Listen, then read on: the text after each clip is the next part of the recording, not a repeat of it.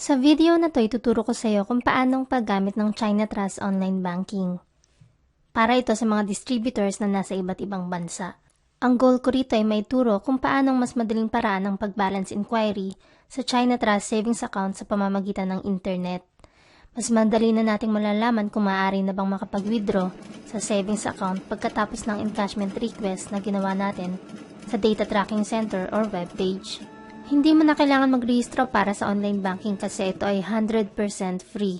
Walang anumang hidden charges at bukod pa dyan, hindi na rin kailangan mag-aksaya ng oras at panahon magpabalik-balik sa harap ng ATM machine para lang masiguro na maaari nang makuha ang kinita sa Alliance in Motion Global. Lalo na sa mga distributors natin na malayo sa cities at kailangan pang bumiyahe ng mahabang oras. Makakatulong rin ito na masolusyonan agad ang anumang hindi inaasahang magiging problema sa encashment kung sakaling meron man. Pero bago ang lahat, gusto ko muna kayong maging pamilyar sa China Trust Savings Account. Ang mga ito ang kailangan mong matutunan.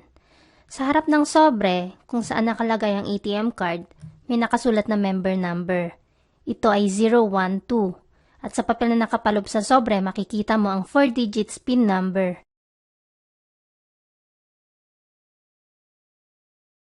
Ganito ang China Trust ATM card. Ito ay debit card. May 16 digits card number at may Visa logo. Ibig sabihin, kahit nasaan ka man sa buong mundo, pwede kang makapag-withdraw ng kinita mo sa Alliance in Motion Global.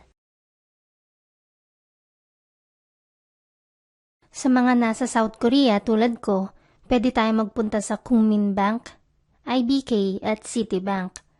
Sa mga nasa ibang bansa naman, lahat ng ATM machine na may naka-indicate na Visa logo ay pwedeng gamitin.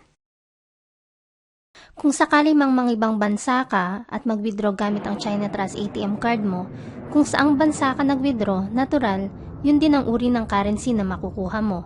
Halimbawa, kung sa Korea, syempre Korean won.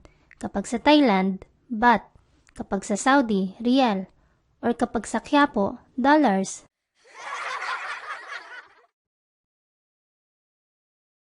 Ngayong alam mo na lahat, mas madali na para sa'yo ang susunod na gagawin. Kaya kung handa ka na, panoorin mo itong mabuti.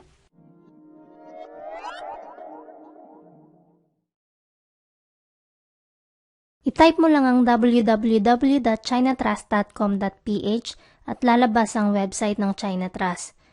Sa bandang itaas, sa gawing kanan, makikita mo ang sign on to, then click BankNet.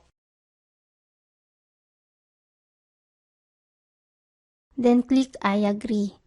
I-type mo lang ang ATM card number, ang member number, then sa account type, piliin lang ang savings account.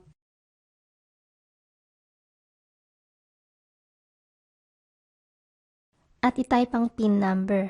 Dito mo makikita ang available balance sa savings account mo. Dito sa example photo natin, meron itong 155 pesos and 38 centavos.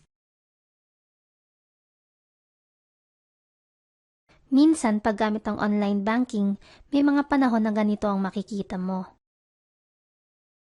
Dalawa lang ang rason kung bakit. Una, maaaring ang online banking service mismo ng website ang hindi available ng mga oras na yon, kaya maaari mo itong ulitin. Pangalawa, maaaring sa loob ng 6 na buwan ay wala kang naging transaction sa savings account. Ito ay automatic deactivated ng bangko. But don't panic, wala kang dapat ipag-alala dahil ang kailangan mo lang gawin ay ipaalam ito sa Alliance in Motion Global Head Office or TIGAS para muling ma-update ang savings account at makapasok ang perang in-encash mula sa webpage. Tumawag sa 632-706-2301. Maaari ka rin magpadala ng email sa aim_cjlyamoso@yahoo.com. Huwag kalimutang ilagay ang iyong complete name at user ID number.